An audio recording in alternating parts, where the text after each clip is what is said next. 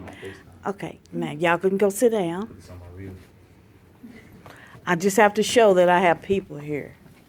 We here for you, man.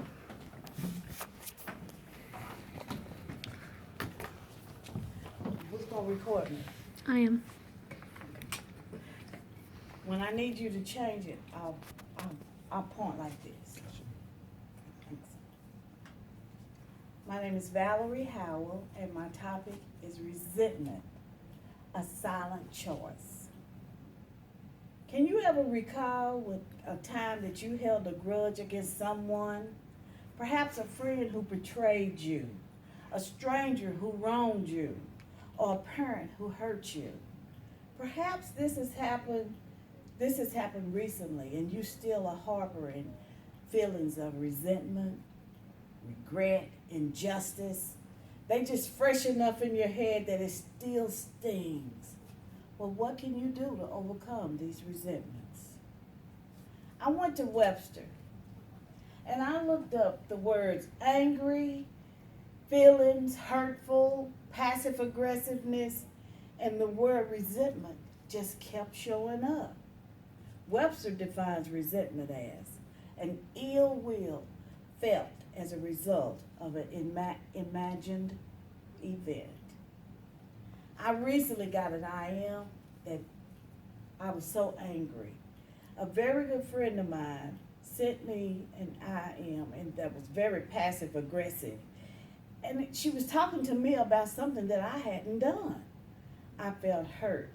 The cave woman came out of me. I just wanted to jump out and start typing and write some of the most horrible things to her. And I remembered a quote from Ann Landers. Hanging on to resentments is like letting someone you despise live rent-free in your head. Well, in the end, my rational self took over, and it triggered something in me, because I couldn't get over the fact that I needed to do something to stop this resentment. I needed to hurt her. Hurt people. So what I started to do was I went back to Google and I started looking up how to overcome resentments. First thing I learned was I needed to lean into it. I needed to look at the resentment and say, what exactly am I resenting? My ego was shocked. I had this animal instinct to hurt. I was on the defense. I was infused with anger.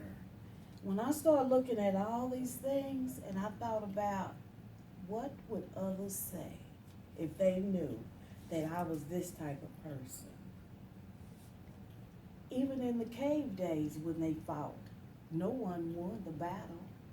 Everybody ended up being hurt.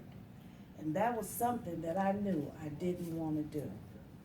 The next technique came up was I needed to start to look at some solutions, ways that I can handle resentments different from the way that I used to. I'm not suggesting that we deny our feelings. I'm not saying that we use impossible methods to overcome our feelings. It's important you acknowledge your feelings.